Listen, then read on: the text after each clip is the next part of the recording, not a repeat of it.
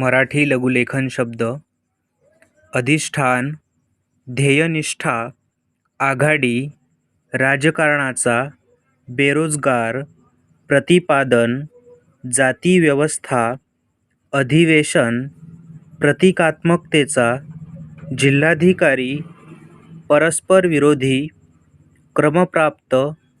मुख्य सचिव, राष्ट्रद्रोही, स्वातंत्र्योत्तर काळात,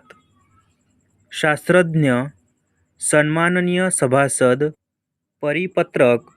उत्साहजनक, द्विगुणित, राज्यस्तरीय, सप्रेम नमस्कार, महाविद्यालय, निर्यातवाढ, कार्यकारी मंडळ, मार्गदर्शन,